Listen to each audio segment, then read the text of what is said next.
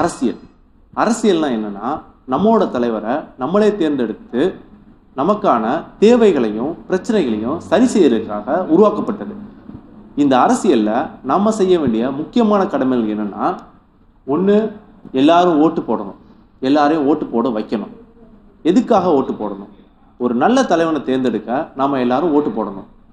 எப்படி ஒரு நல்ல தலைவனை தேர்ந்தெடுக்கிறது?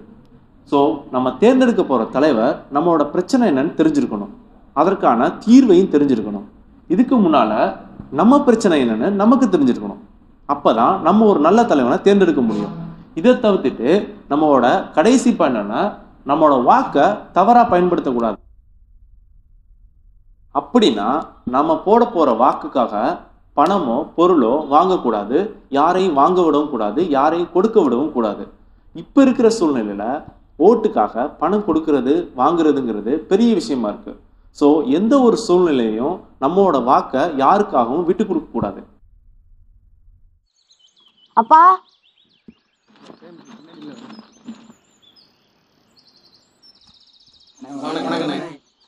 வாங்க வாங்க வாங்க, வணக்கம் வணக்கம், வாங்க வாங்க. நல்லா இருக்கீங்களா?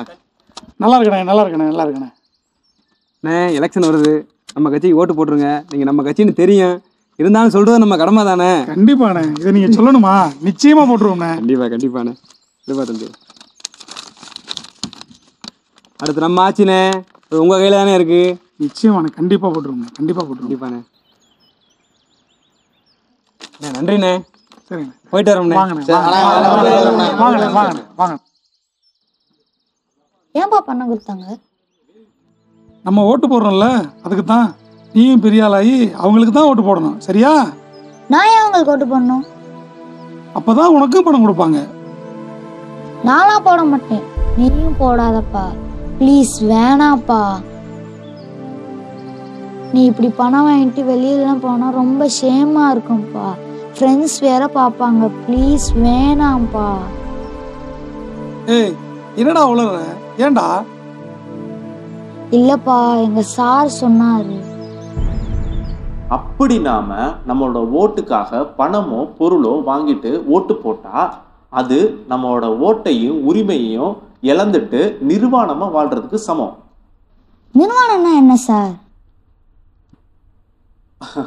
உனக்கு புரியுற மாதிரி சொல்லணும்னா ட்ரெஸ் இல்லாம வாழ்றது. ஐயே, இதுக்கு தாப்பா ப்ளீஸ் வேணாம்ப்பா.